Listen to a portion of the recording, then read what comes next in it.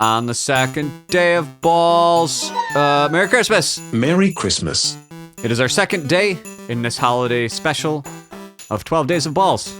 Getting to know a different guest or guests every time it's balls. Yeah, let's go. 12 Days of Balls. That's right, Meth. We already said it. Eat shit. But, Meth, this next guest... Oh, boy. Are you ready to meet your father? Whoa. Or at least one of your fathers? I hope so. Because here we go. Hello, Father. On the second day of fall, Pinball gave to me one half of Meth and the shoeman Zach Manning. Well, speaking of pain in the dick, thanks for joining the show on such short notice. Jeff Teolis, welcome to the Pinball Party, 12 Days of Balls. Why did you invite me? You've already got Meth. Like, that's way, way better than anything I could do or Marty. You're not wrong. Well, I mean, but you're kind of his dad, so I owe you something. Okay. It's good to talk to you, Jason. I love your show. Yeah, hey, same. Your show, Final Round, for those uninitiated, I remember, I think it was the amount of times you've said the word cunt that really was like, all right, I'm on board. Sign me up. This is my shit. But it was totally, I think you've mentioned it on your show in the past, and I have. It is no lie exactly how Pinball Party started. I usually listen to Final Round walking the dog with Mabel, or walking Mabel. And there started to become this lack of like, yo, what the fuck? I need some more Final Round in my ears. And I emailed you and I was like, you know, a couple like jovial things back and forth of like, hey, talk about this. And then I was like, yo, you should record more or I'm going to just have to and I don't want to. And then I just did. And so then what I'm understanding is if we recorded more Final Rounds, Pinball Party Podcast wouldn't exist. Correct. If that's the case, I apologize to everyone. Yeah, and samesies. Like I'm kidding. No, I'm not. Well, yeah, so then that's where Meth came from. If anyone doesn't know, and a lot of people are a big fan of Meth because he's such a piece of shit, it was a combination of Jeff and Marty from Final Round, J and M, Meth. That's you two. So how do you feel about being a, I guess, illegitimate father to a robot? Well, I'm used to it. Let's be honest. Every time I drive by a school, I honk the horn and wave just in case. You just never know, right? Yeah, you don't know. You're right. No, I do know because I'm a ginger and I'm lucky to have a wonderful wife and Ann. And I know my limitations. I know, I know what's out there, but it's very cute, the Meth thing and a lot of fun and everything you've done with the Electric Bat people. And it's entertaining, you know. You've got my vote for Twippy Best New Podcast. Oh, too soon. Shit. Well, you have my vote for most pinball talk of any episode ever from your last episode on Final Round with Marty. God, did that feel good? I thought from like reading it, like, oh, this might be a joke. And then, but you had me for like the first 15 minutes, like, oh, they'll get to it. But you didn't. The funniest part about that is Marty and I said, this is the podcast where we will not talk about pinball at all, but we kept teasing it.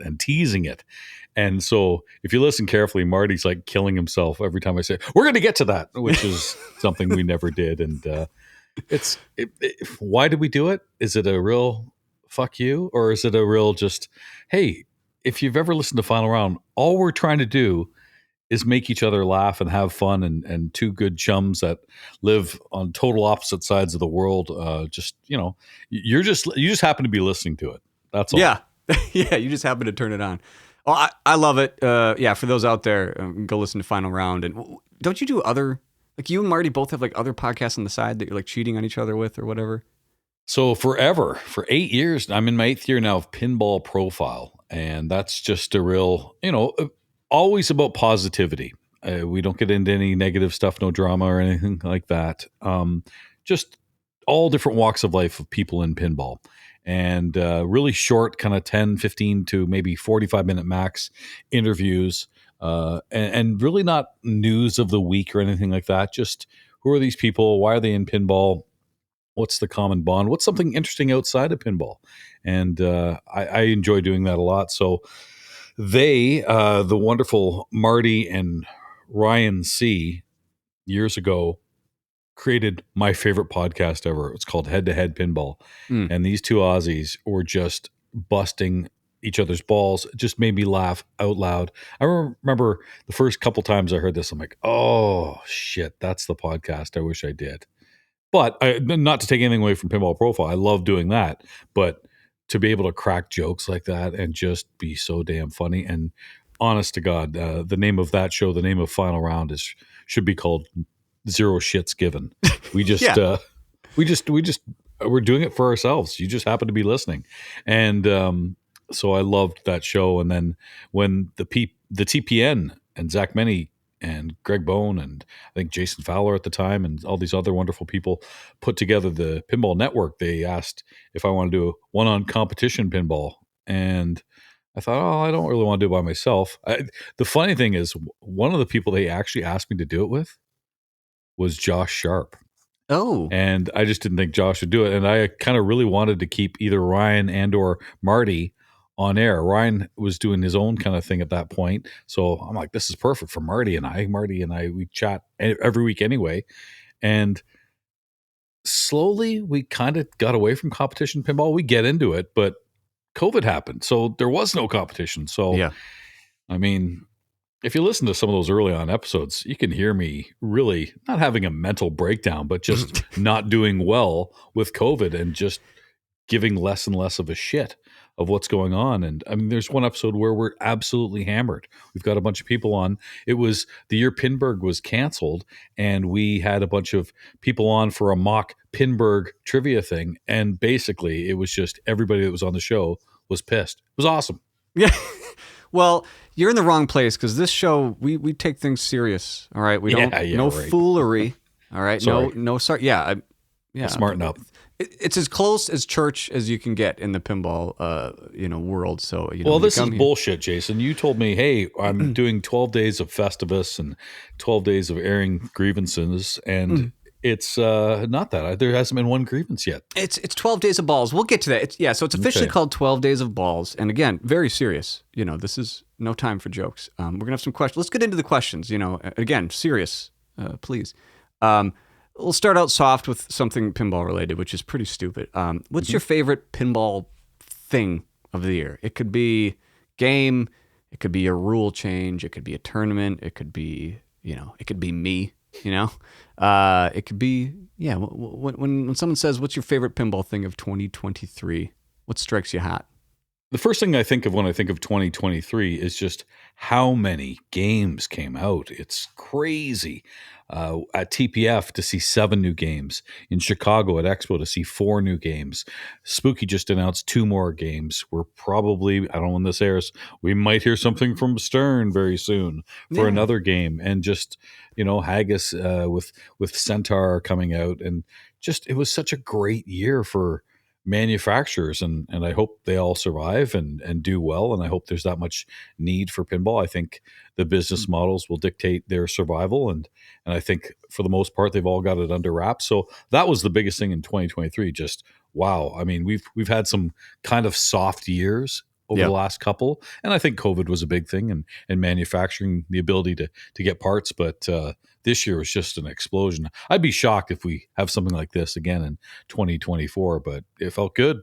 Yeah, I don't disagree. And that is enough about pinball. I mean, so let's move on. Number 2, very, very, very important. Do you believe in aliens? Do I believe in aliens? Sure. Yeah. I'm not passionate by any means and anything like that, but to think we're the only ones in the universe, that doesn't make sense. Similar but different. Do you believe in ghosts? I don't know. Probably not if I'm leaning towards one thing. When I was a kid, for sure. Yeah. And boogeymen and things in the closet and under the bed. Fuck yeah. Those were all real. But as I got a little older and started to sleep with the lights off, around 35, it was, they went less and less away. Now, that being said, I'm an absolute chicken shit when it comes to watching any kind of horror movie. Oh, same. I will tell everybody, you have to watch The Exorcist. It's the scariest movie ever. Yet I won't watch it. I mean, if I do, I have a pillow in front of my face. I'm not even trying to be funny. I even the sounds scare the shit out of me, and I just can't see. I just can't see it. But it's a masterpiece. Yeah. Do you have? You mentioned kind of the as a kid, monsters and boogeymen and all that. Do you have a favorite? And I'm quoting here, maybe real monster like a Sasquatch or Loch Ness or Chupacabra or any of those things that may or may not. Do you have a favorite that you are like? Oh, that's my jam. That's the. Well, as you may or may not see at the upcoming Indisc next week, I've always been partial to Bigfoot. Bigfoot for sure. I think it's all bullshit? Of course, but I like the myth of it. And I I had a special shirt made for Indisc. I have a massive T-shirt collection. It's the one thing that keeps me unique. I think I'll get back to Bigfoot, but growing up, really, really poor, and you were judged by what you were wearing, and it better have been part of the uniform, whether it was whatever the top, whether it was Ralph Lauren, whether it was Nike, whatever the hell it was, and it really bothered me. Like I have to fit in that way. Whereas once I became older and certainly can have the affordability to do this kind of thing, I was adamant I will never wear anything that I think anyone else wears. So I go out of my way to make or find really bizarre T-shirts. So I had one made from my good buddies at Ulick's store. They made me a Steve Austin and Bigfoot shirt from the $6 Million Man. So I think, that's good for Indisc. Wait, where did you grow up? In Canada? Yep. I grew up in London, Ontario, Canada. So it's exactly halfway in between Detroit and Toronto. Okay. My only Canadian experience is flying in for like fishing trips, North Ontario, probably. Yeah, going up through International Falls and then flying out Crooked You're Lake. in Wisconsin. Why do you have to come to Canada? You've got a gabillion lakes there, and you're so close to Minnesota. And oh, it was not my choice. It was like, dad and friends and that. Like, hey, do you want to do this? You don't really have a choice. Yeah, no, cool. Do it anyway. Here's a week. Yeah. Fuck, God. Like damn winter fishing with frozen ice. Oh, no. I've never done that. No, you kill me. No, summer stuff. Crooked Lake. I actually, won, unbeknownst to me, a contest for the biggest northern pike of 2001. I don't know. I wasn't in I caught a big fish. What the fuck? And then I got $150 in the mail from Canada. It was like, hey, you got a big fish, eh? And, like what? I didn't sign up for this. I don't know. And my dad was all happy. I'm like, I don't give a shit. It's fucking fish. Okay. Sasquatch, probably jealous of the Bigfoot, the big dick, all that. We surmised that. Tell me, what is your favorite curse word, and please enunciate it? I'm not stealing this from Ricky Gervais, but he is a god to me, and we have one thing in common. And the word is cunt. And I'm now, would I call a woman this? Absolutely not.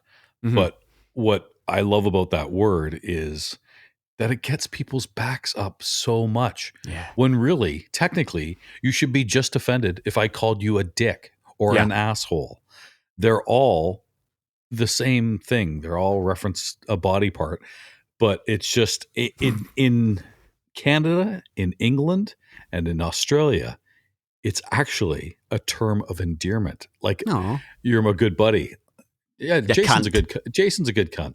Yeah. And what it does is it takes away from any kind of vitriol meaning or anything like that. Like it doesn't insult anybody. It's not like a horrible racist word or anything like that. And there are a bunch of those that are disgusting or derogatory to someone's religion, sexuality, any of those type of things. I have no time of day for those kind of things. Right. But the C-bomb is just it's used in fun. In fact, we probably do drop a few on final round. I used to beep them out, and now I'm like, you know what? Yeah, I think people get that it's not done as any type of a vicious remark. It's an endearing word. I agree. It is. It's great. Does my wife like it? Probably not.